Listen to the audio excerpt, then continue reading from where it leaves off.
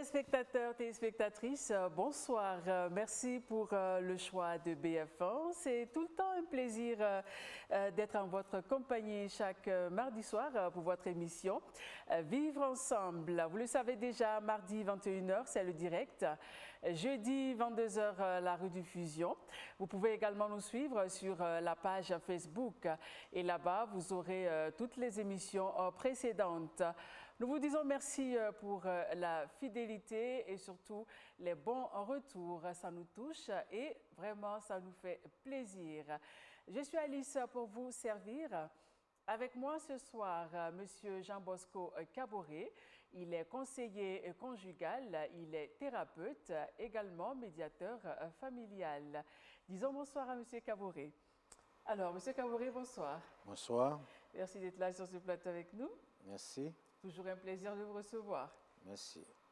Mais voilà, chers téléspectateurs, vous le savez déjà, vivre ensemble, c'est toujours avec un thème. Et le thème que nous avons choisi pour vous ce soir, c'est les valeurs sacrées, éthiques de la vie et du mariage. Chers parents, chères familles, si vous êtes bien installés chez vous, eh bien, c'est parti pour l'émission.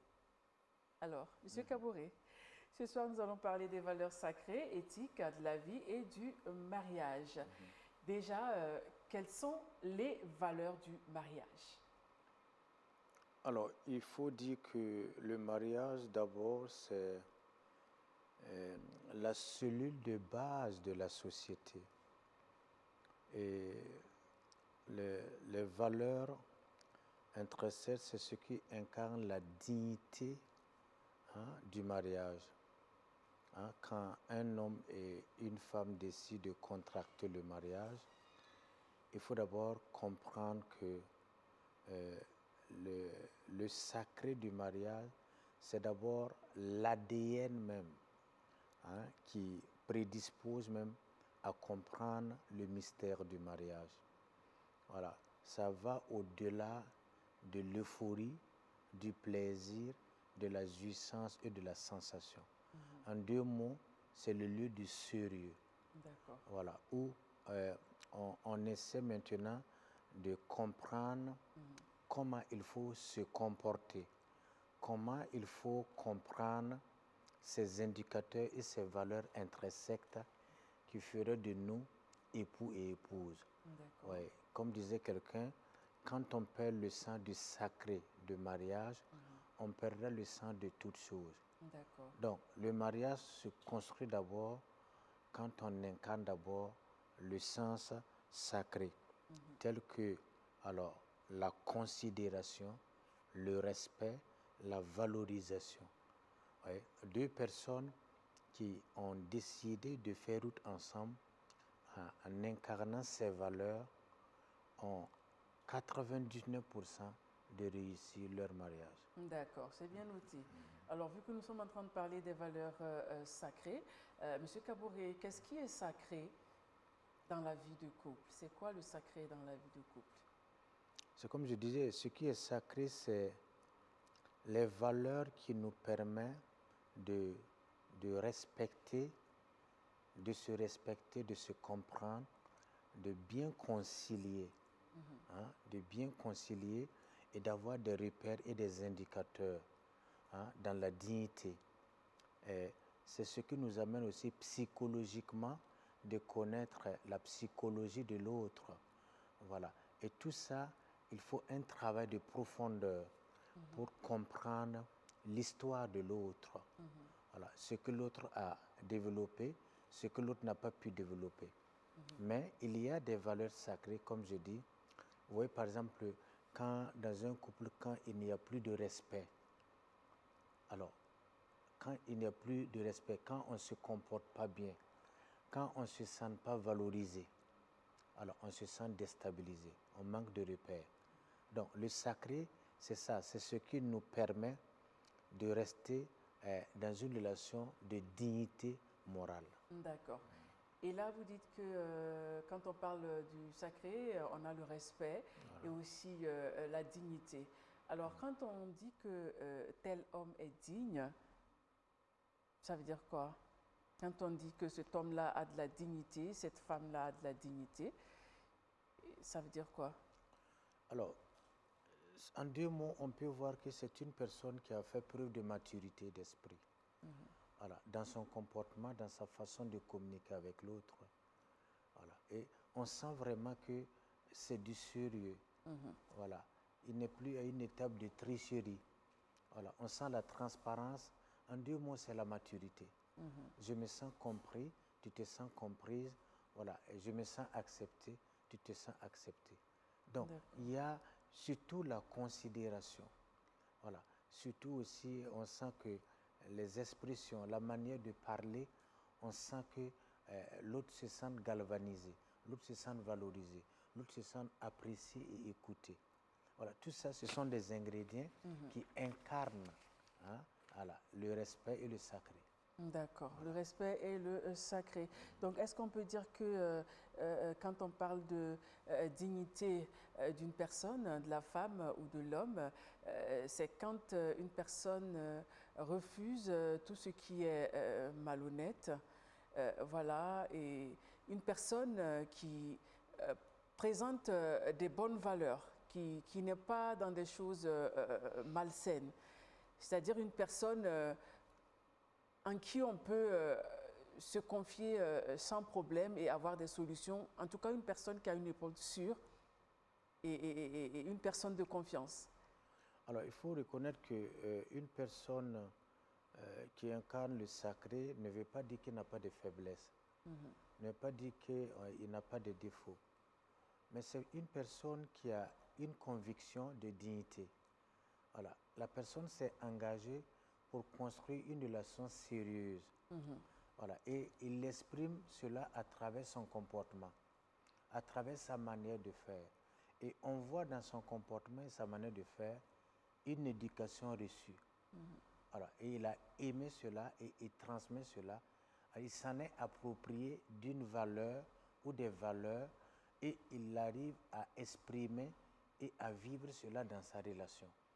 Voilà. On sent vraiment une personne sérieuse qui ne triche pas, voilà, qui incarne aussi les valeurs qui donnent de la dignité à l'autre, du moins qui respecte la dignité de l'autre. Voilà, on ne se sent pas, c'est pas quelqu'un qui, en 2 mots, une personne, comme je dis, qui atteint à son plein développement dans la maturité affective, dans la maturité spirituelle, dans la maturité morale, voilà, et il incarne tout ça et il l'exprime à travers ses attitudes, son comportement. D'accord, c'est bien noté, Monsieur Kaboré. Alors, le sacré qui valorise la femme, ça peut être quoi? Alors, c'est arriver à incarner ou développer sa féminité. D'accord. Voilà, quand une femme arrive à découvrir qu'elle est d'abord animatrice et consolatrice du foyer, elle ne laisse pas l'euphorie, le plaisir et la jouissance prendre le dessus. Elle arrive à comprendre d'abord sa mission première, qui est l'animatrice et consolatrice du foyer. Voilà. Et une femme qui est à l'écoute, qui a une écoute attentive, qui a un comportement qui valorise même sa dignité féminine, même le comportement vestimentaire, même le comportement à travers le caractère. Et quand on voit la personne, comme disent les mots aussi, voilà, ça donne du plaisir d'être à son côté parce qu'elle est attentionnée, elle a du respect, voilà, elle a de la considération et elle est toujours sobre, intime, on sent de la modestie, on sent de la simplicité. Donc, cela, c'est des indicateurs déjà qui nous prédisposent et qui nous rassurent que cette femme, elle a quelque chose de spécial pour donner, pour transmettre. D'accord. Et on va poser cette même question à l'endroit des hommes. C'est quoi le sacré chez l'homme? Alors, c'est la même chose parce que vous voyez que l'homme, quand on reçoit une bonne éducation, alors quand on décide de se marier, c'est parce qu'on a de la valeur à donner. Voilà. On a le temps hein, on a le temps pour pouvoir construire quelque chose de sacré pour sa famille. Quelque chose qui valorise ta famille. Quand tu es, en 2 mots, un homme qui est responsable, voilà, qui arrive à contrôler ses émotions, ses attitudes, qui assume sa responsabilité. Voilà. Et même quand il fait quelque chose, alors il prend le temps de respecter, hein, voilà, et les principes de la famille. Voilà. Il prend le temps de chercher à comprendre. Voilà. Il prend le temps de découvrir les besoins et les attentes et les aspirations profondes. Voilà. En 2 mots, ce qu'il faut reconnaître est que l'homme incarne la loi et la femme incarne l'amour. Voilà. L'homme qui incarne la loi, voilà, il transmet cela avec respect. Hein. Il ne laisse pas son moi prendre le dessus. Voilà. Il rentre dans une relation du nous. Voilà. Mais il assume son autorité. Voilà. Et on constate souvent même que la femme même, elle est contente même de respecter l'autorité de l'homme. Parce que quand un homme devient autoritaire, cela veut dire qu'il a perdu son autorité. Et un homme qui perd son autorité veut dire qu'il a perdu le sacré, hein, qui fait sa dignité en tant qu'homme. D'accord. Voilà. Alors, vu que nous sommes en train de parler des valeurs sacrées, aussi dans le mariage, alors le sacré dans la vie intime de l'homme et de la femme, ça peut être quoi? Quand je parle d'intimité, c'est vraiment intimité homme-femme. Intimité sexuelle. Oui. Alors, il faut comprendre que d'abord que c'est une très bonne question parce que vous voyez que dans le domaine de l'intimité, alors, il y a 3 étapes. Alors, il y a ce qu'on appelle rapport sexuel, il y a ce qu'on appelle relation de sexualité, voilà, et intimité ou communion sexuelle. Alors, pour incarner cette valeur sexuelle, alors, il faut respecter la psychologie de la femme, il faut respecter la psychologie de l'homme, hein, et sexuelle. La femme n'est pas un produit de consommation. Hein, il faut respecter la dignité. La femme n'est pas un objet de désir. Voilà. Un homme qui respecte le sacré respecte la dignité de la femme. Et il ne réduit pas la femme à un objet de plaisir. Il prend le temps pour avoir une relation de sexualité. Une relation de sexualité, c'est une relation de communion, recherche de compréhension, recherche d'acceptation, hein, prédisposée pour être à l'écoute, faire de cette épouse-là une amie intime. Voilà. Et quand ces bases-là seront installées, voilà, il peut avoir maintenant spontanément une communion sexuelle. Ouais. Vous voyez, quand la relation n'est pas en bonne santé et solide, alors sexuellement, le couple fait souvent rapport sexuel. Mais quand la relation est en bonne santé et solide, le couple a une relation de sexualité. Voilà. Maintenant, de la relation de sexualité, alors, quand on veut aller à l'intimité, on vit maintenant une communion sexuelle. Alors, on vit une communion sexuelle. Ça veut dire que psychologiquement, l'homme est conscient que la psychologie sexuelle, elle va découvrir que la sexualité, c'est la propriété de la femme. Ce n'est pas pour l'homme. Voilà. On entend souvent dans les réseaux sociaux, voilà, quand on écoute les gens, c'est comme si le sexe appartient à l'homme. Le sexe n'appartient, l'intimité sexuelle, c'est la propriété de la femme. Voilà. C'est elle qui est l'animatrice et consolatrice.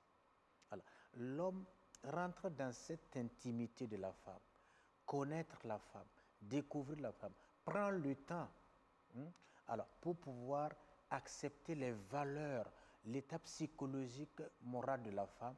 Et maintenant, alors, il prédispose cette femme maintenant, alors, de devenir maintenant offrande.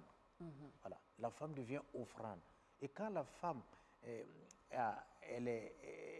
du moins c'est quand elle se sent comprise et acceptée, quand elle reçoit sa dose, elle aussi, elle devient quoi? Prédisposée maintenant pour cette communion. D'accord. Et parlant de ce sacré dans la vie sexuelle, dans l'intimité du couple, vous dites que la femme ne doit pas être considérée comme un objet. Voilà, un objet sexuel et tout. Alors, quand vous dites cela,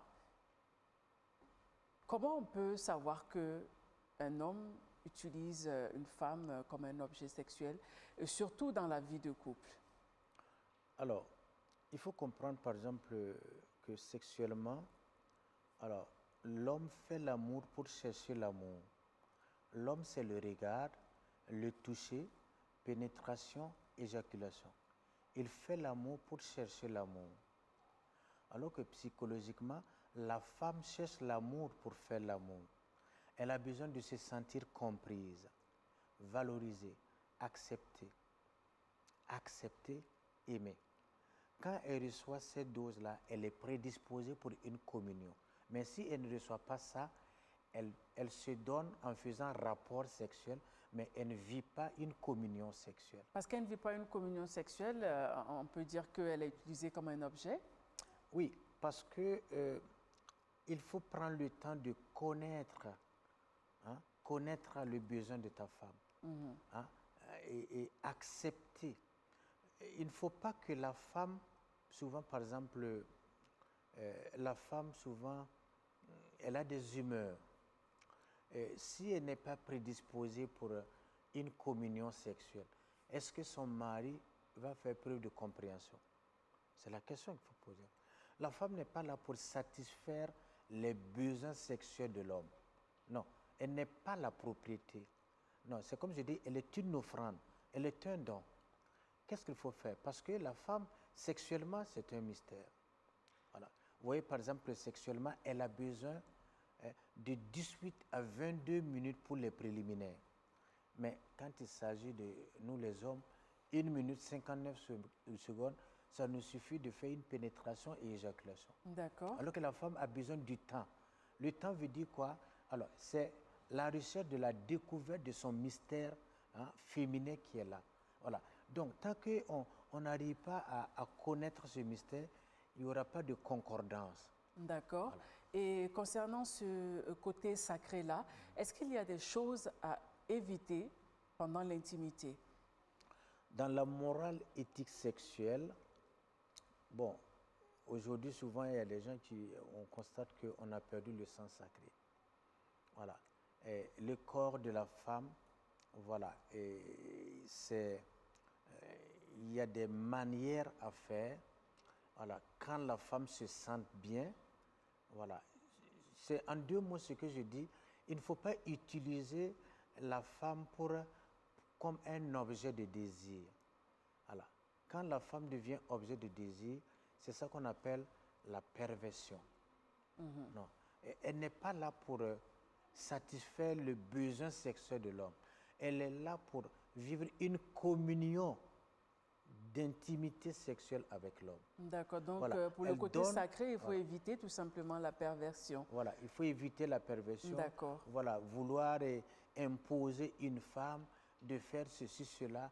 Non, c'est quand on respecte le sérieux, voilà, il faut prendre le temps. Même notre façon de faire, on sent le sérieux, on sent que nous respectons le sacré. D'accord. Voilà. Alors, à présent, j'aimerais bien qu'on parle de l'influence négative des réseaux sociaux, voilà, par rapport aux valeurs sacrées de la vie. C'est vrai qu'aujourd'hui, on voit vraiment du tout. Et c'est comme si, en fait, aujourd'hui, l'homme, l'être humain, est considéré comme, je ne sais pas quoi dire, mais en tout cas, on a perdu beaucoup de valeurs sur les réseaux sociaux. Vous voyez, souvent, on peut prendre une image, voilà, qui montre des parties intimes d'une femme. Pourtant, la femme, elle incarne la vie. La femme, elle donne la vie et tout. Et quand on arrive à prendre des parties intimes d'une femme, mettre sur les réseaux sociaux, et ça devient des sujets de moquerie, ça veut dire qu'on a perdu nos valeurs. Alors, j'aimerais qu'on parle de ça ce soir. Alors, il y a ce que nous appelons la luxure ou la concupiscence. C'est ça que je dis, quand on perd le sang sacré, on perdrait le sang de toutes choses. Alors, le plaisir et la jouissance doivent être des fruits qui viennent de la dignité et de la valeur. Alors, il faut faire très attention parce que quand on se nourrit chaque fois du plaisir, de la jouissance, ça étouffe la vie, ça étouffe l'esprit. Alors, aujourd'hui, nous sommes dans un monde qu'il faut souligner, de fausses philosophies séduisantes mais trompeuses. On entend souvent dans les réseaux sociaux qu'à la longue, on aura les conséquences.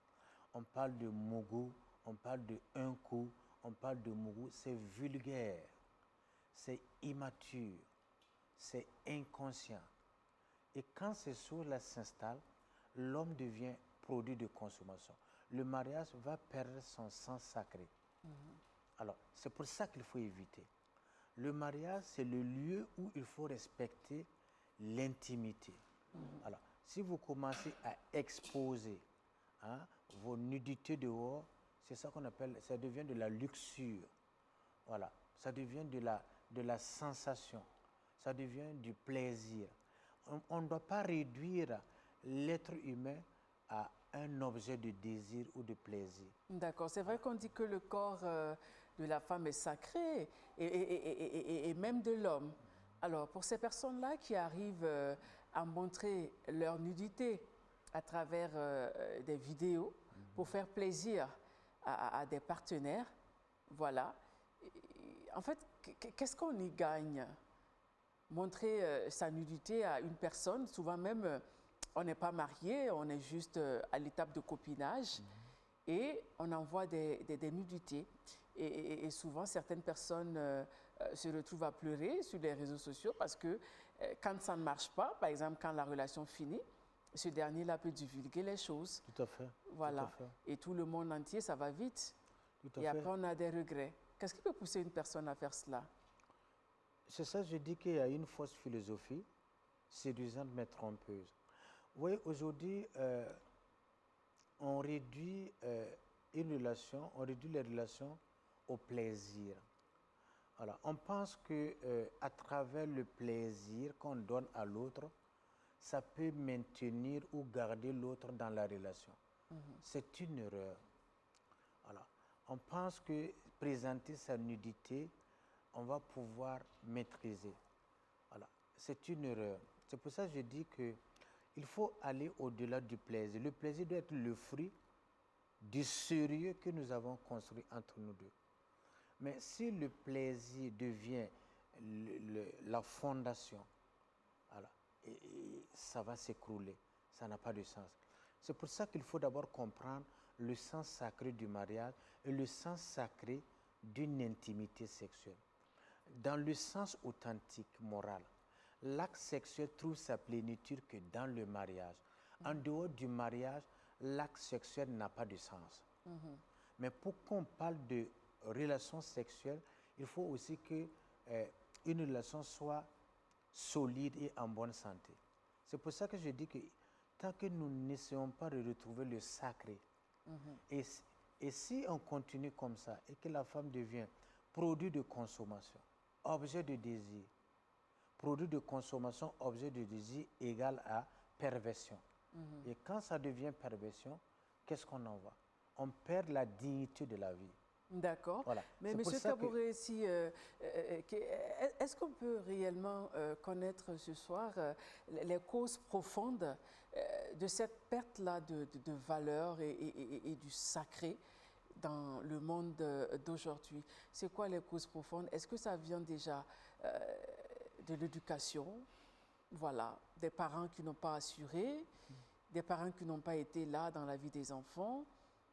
Qu'est-ce qui n'a pas marché? Parce que ces valeurs-là existaient bel et bien chez nos parents, voilà, qui étaient tellement respectés.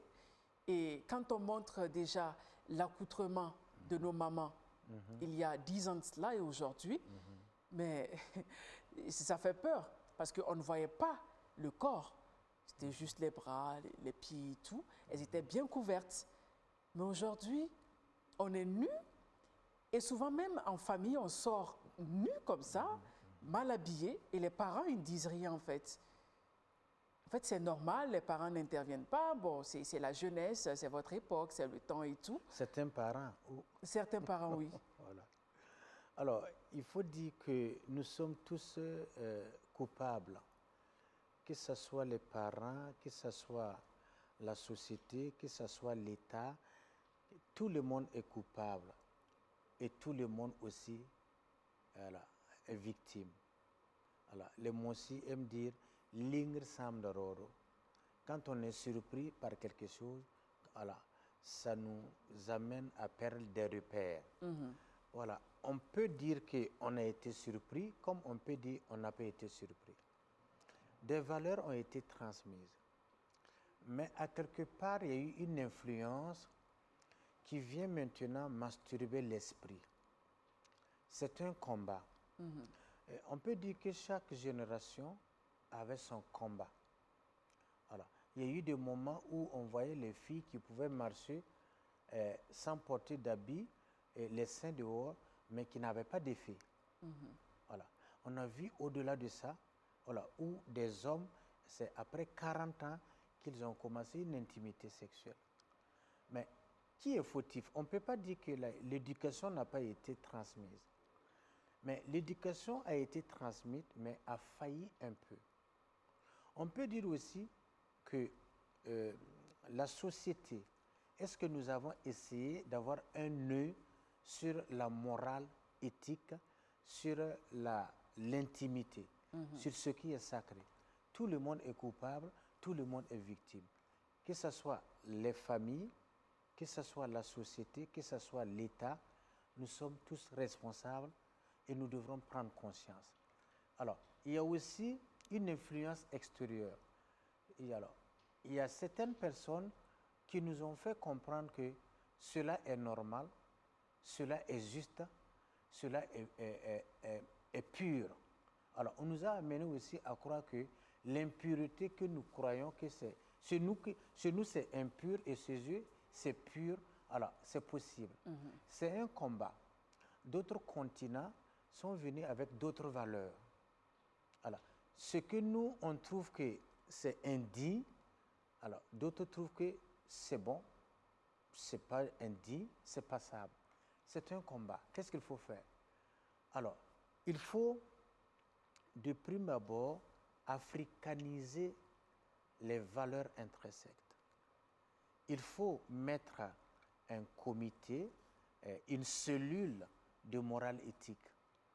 Alors, si nous voulons incarner, il n'est pas tard. Alors, si on commence dès maintenant, 6 mois, 1 an, 2 ans, 3 ans, je prends un exemple. Aujourd'hui, vous les femmes, vous dépensez combien de milliards pour les messes, hein, pour les messes et puis les quoi? Comment vous mettez, comment on appelle ça? Les perruques. Les perruques, oui. Tout ça. Aujourd'hui, il y a des femmes qui sont complexées toute leur vie. Elles ne vont jamais sortir sans perruque parce qu'elle n'est pas fière. Il faut qu'elle porte une beauté qui n'est pas la sienne. On a masturbé notre esprit. Voilà. Sortir sans perruque, sans mèche, je ne suis pas présentable, je ne suis pas belle, je ne suis pas admirable. Et si une femme décide de dire, bon, je vais rester naturelle, ses copines vont dire, mais écoute, tu ne peux pas sortir comme ça avec nous. Il faut nous ressembler. Vous voyez, il y a une influence. Et psychologiquement, qu'est-ce qu'il y a derrière? C'est un manque de confiance en soi, manque d'estime de soi.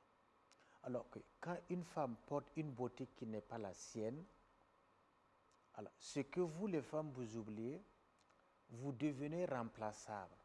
Mais quand vous êtes bio, hein, vous êtes unique, vous êtes irremplaçable. Même si les hommes, nous commettons des bêtises dehors, on ne peut pas vous remplacer. Ça dit que quand vous parlez de bio, c'est quoi? C'est quand il n'y a pas de chat. Vous connaissez le chat?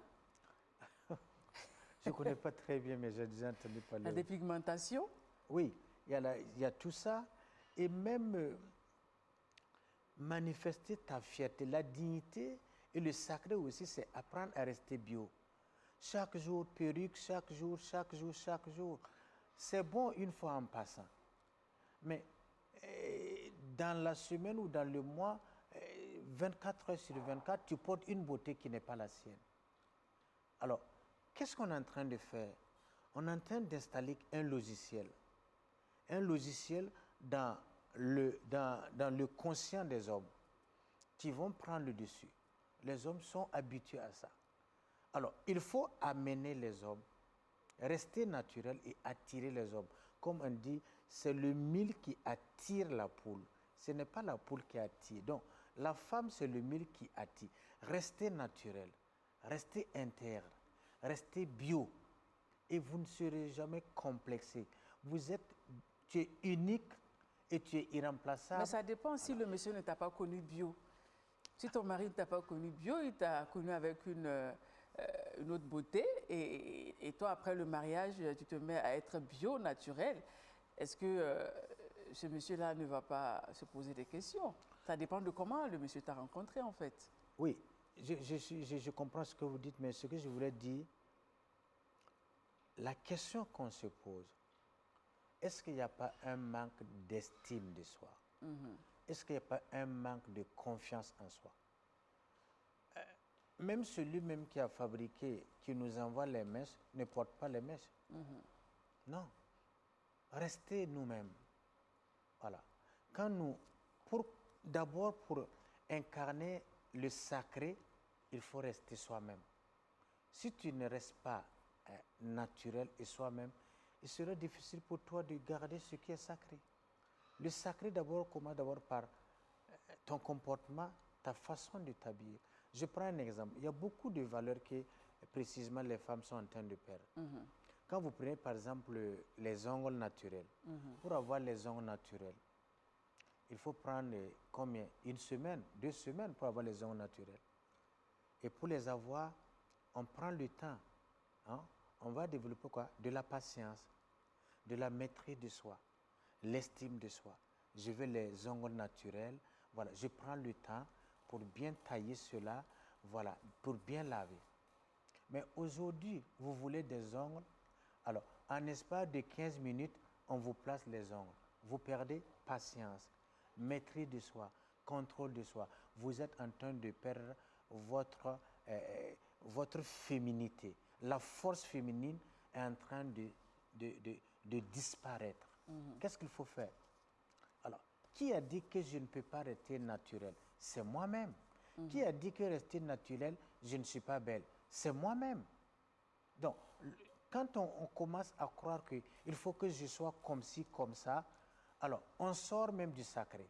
Le sacré d'abord, c'est accepter d'abord sa féminité dans son état naturel. D'accord. Voilà.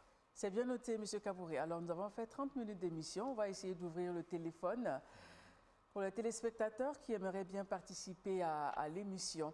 Alors, chers téléspectateurs, si vous voulez participer à l'émission, réagir par rapport au thème, vous composez le 25 37 62 90.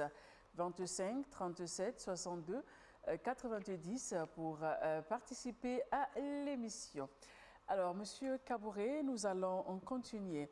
Maintenant, j'aimerais qu'on parle du sacré dans l'éducation des enfants. Vous savez que tout, c'est la base.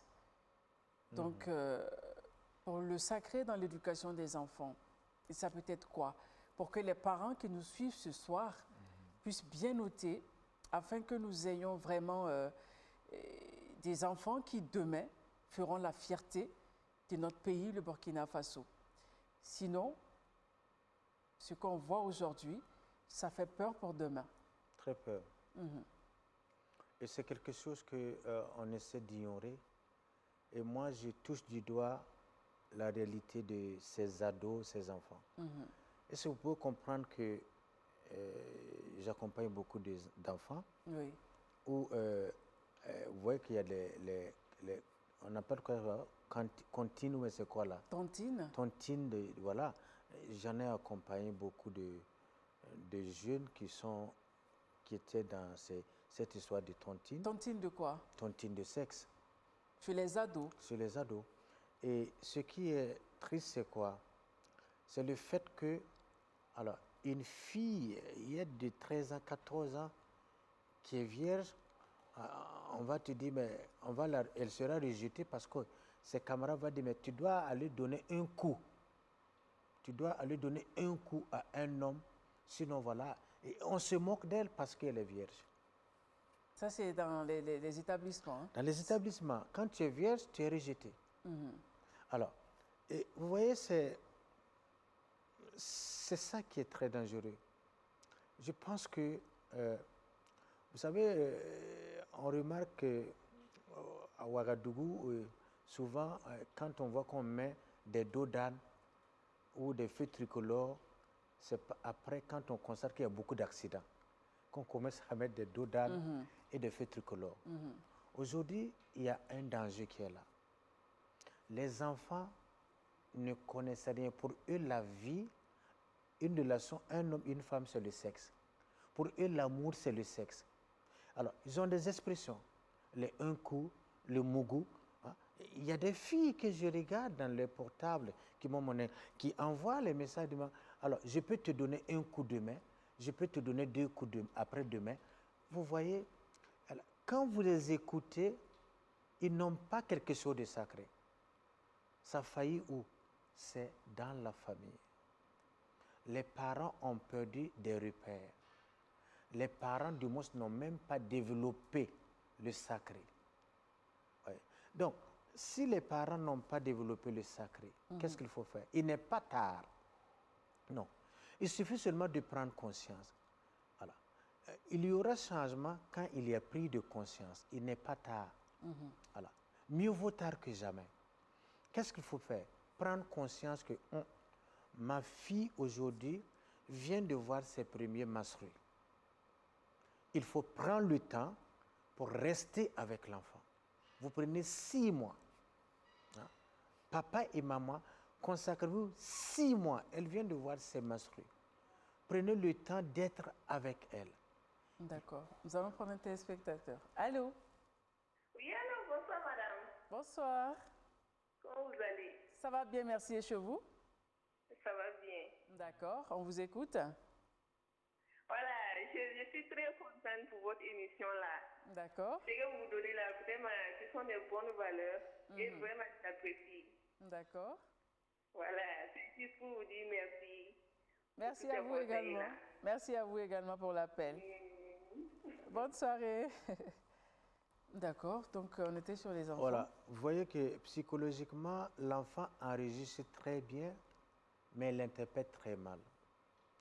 Il y a un monsieur qui est venu me voir qu'il ne sait plus quoi dire à ses enfants. J'ai dit, mais qu'est-ce qui se passe? Parce que la maman a vu dans le portable de l'enfant une fille de 12 ans, 13 ans. Voilà. Et la maman a dit, écoute, il faut que tu sors avec la fille et puis son grand frère, aller échanger parce que ce que je vois dans leur portable, ce n'est pas bien. Et le papa est sorti avec les enfants. Il dit, bon, voilà, ils sont partis aller s'asseoir quelque part. Le papa dit, bon, on va parler de la sexualité. Vous savez ce que les enfants ont dit à leur papa? Papa, et automatiquement les enfants sont rentrés dans Google. Ils disent, mais papa, qu'est-ce que tu veux connaître de la sexualité? Ils ont commencé à dire, la sexualité veut dire ceci. Qu'est-ce que tu veux connaître? Le papa dit, bon, les vous, on va rentrer. Il a trouvé que c'est tard. Qu'est-ce qu'il faut faire? Il faut que les valeurs intrinsèques sacrées soient transmises dans les établissements. Il faut qu'on révèle ces genres de cours-là. Il faut les transmettre dans les établissements. Qu'est-ce que la sexualité? Qu'est-ce que la chasteté? Qu'est-ce que la continence? Le corps de la femme veut dire quoi? Le corps de l'homme veut dire quoi? Qu'est-ce qu'il faut faire et qu'est-ce qu'il ne faut pas faire? Quels sont les avantages et quelles sont les conséquences? Il faut transmettre ça à l'école. Et il faut trouver des moralistes, des gens qui incarnent ces valeurs, qui peuvent venir transmettre cela. Voilà. D'accord. Nous allons prendre un téléspectateur. Allô? Oui, bonjour.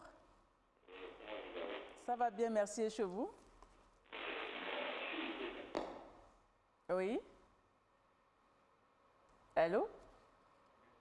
D'accord, il pourra revenir. Voilà. Alors, à la maison, prends le temps. Souvent dit, j'ai pas le temps. Si quelque chose, si l'éducation de ton enfant est importante, faut plus dire que tu n'as pas le temps. Tu prends le temps quand quelque chose est utile et très important. Il faut prendre le temps. D'accord, Alors, prendre le temps prends le pour temps l'éducation. pour l'éducation. Même si vous n'avez pas les outils, il faut faire recours à des spécialistes qui vont vous aider ou bien qui vont accompagner vos enfants. D'accord. Ça ne va pas à l'école. D'accord. Voilà. Vous ne savez pas ce que les enfants sont en train de faire après vous ou derrière vous. Voilà. Les parents sont surpris souvent que, alors, à 17 ans, hein, la fille, elle a déjà avorté 3 ou 4 fois.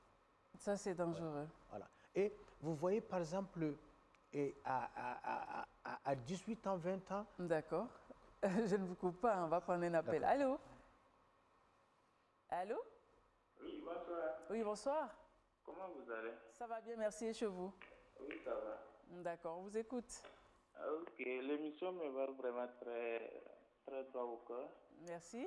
Maintenant, moi, j'ai une inquiétude. C'est quoi l'inquiétude?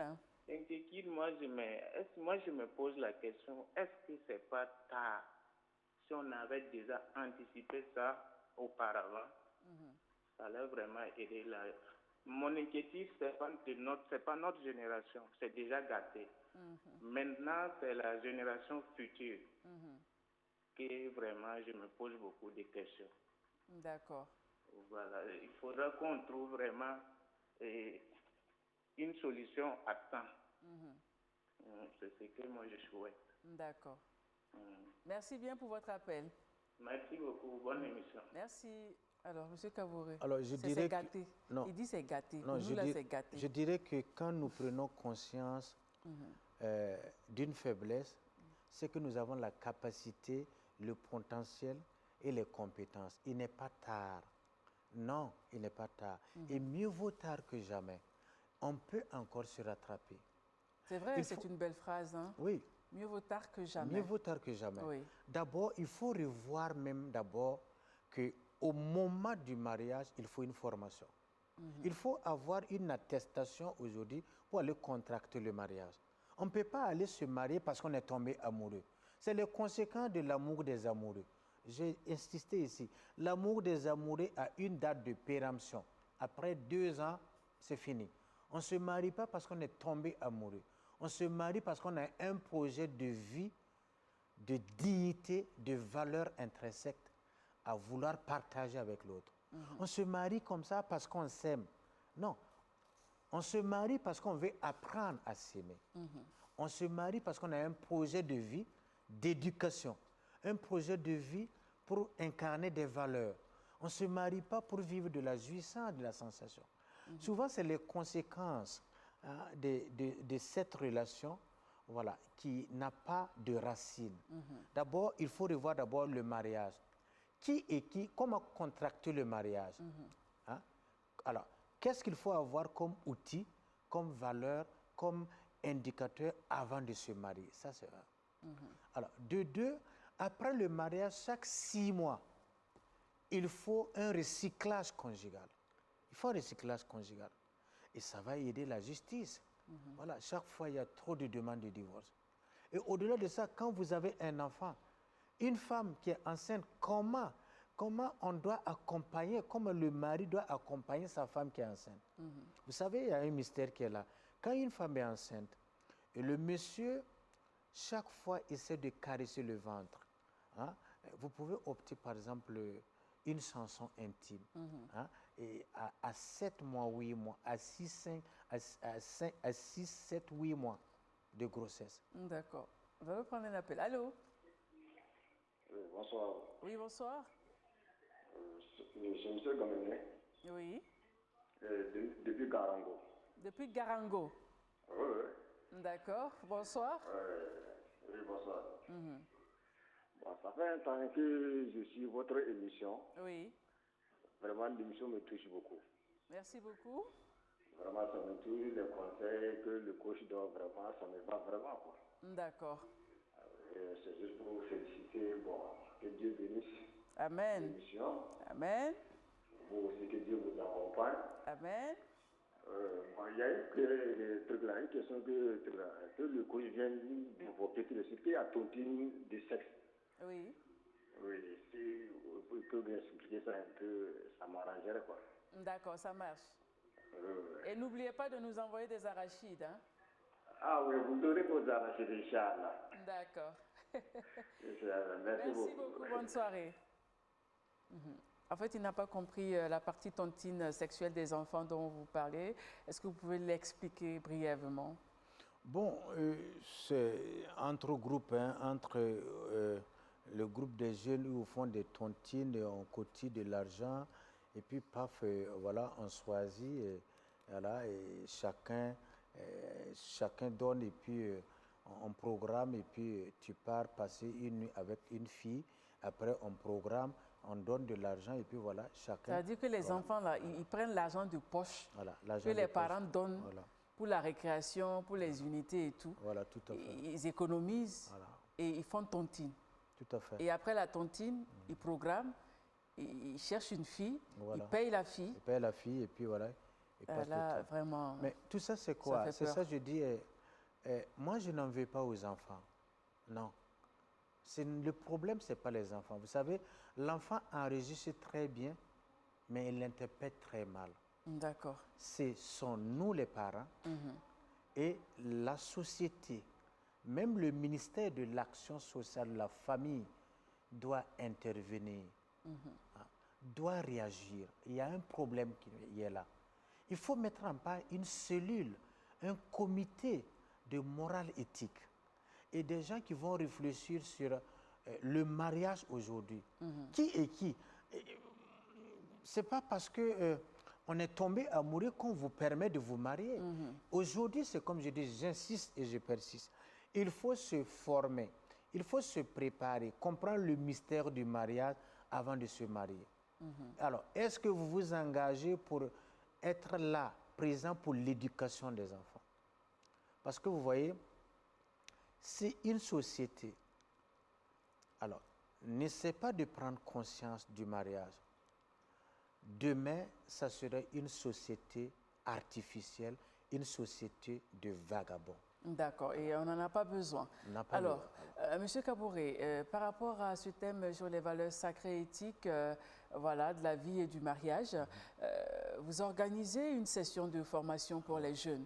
Voilà, et vraiment, ça fait plaisir que ce soit pour les jeunes, parce que déjà, c'est avec les enfants voilà, qu'on peut arriver à changer les choses pendant qu'il est temps, voilà, avant qu'ils ne deviennent adultes et tout. Alors, cette session-là aura lieu du 12 au 15 juillet. C'est ça. Voilà. J'aimerais savoir quelle est la motivation derrière cette session-là de formation. Alors, cette motivation vient du fait que je touche du doigt la réalité de ces jeunes-là. Voilà. C'est pour pouvoir, pendant 3 jours, les parler de qu'est-ce que c'est que la sexualité, qu'est-ce que c'est que les valeurs de la vie, la morale, qu'est-ce que c'est que la dignité, comment développer l'estime de soi. Et surtout aussi parler des conséquences, hein, surtout la drogue et puis tous ces stupéfiants-là, voilà, pour pouvoir les guider. Et on va parler aussi des méfaits, les conséquences dans les réseaux sociaux, la manipulation psychologique, hein, tout ce qu'ils sont en train de regarder là. Qu'est-ce qui est bien, qu'est-ce qui n'est pas bien. Donc c'est une session de formation. Voilà, je serai avec des spécialistes qui vont m'accompagner et nous allons essayer de prendre le temps pour donner cette éducation à ces enfants, voilà, de 12, 13, 14, 15 ans, voilà, et aussi de 16, 17 jusqu'à 22 ans. D'accord. Voilà, on va donner une formation pendant 3 jours pour essayer de cadrer les enfants. D'accord. Voilà, c'est important parce que ça va nous permettre aussi de rencontrer après les parents, voilà, de faire un bilan et de mettre les parents aussi, d'aurait une recollection, une session pour les parents, pour dire voilà ce que vos enfants nous ont donné, puisqu'on aura un temps d'écoute. Un temps d'écoute par enfant? Par enfant. D'accord, ça c'est génial. Un temps d'écoute pour comprendre l'enfant, sa vie, son histoire, mais c'est le secret professionnel. Je dis toujours aux parents, il ne faut pas venir me dire... Qu'est-ce que l'enfant a dit? Ouais, qu'est-ce que l'enfant a dit? Oui. Non, c'est le secret. Mais si l'enfant nous donne l'autorisation de vous en parler, on va vous en parler. Mais s'il ne donne pas l'autorisation, nous trouvons un moyen pour vous interpeller, pour que vous puissiez... Voilà, et quelle somme les parents doivent débourser pour cela? Alors, on a fait un forfait de 25 000 francs. 25 000 par enfant, Voilà, et c'est pour 3 jours? C'est pour 3 jours. D'accord. Voilà.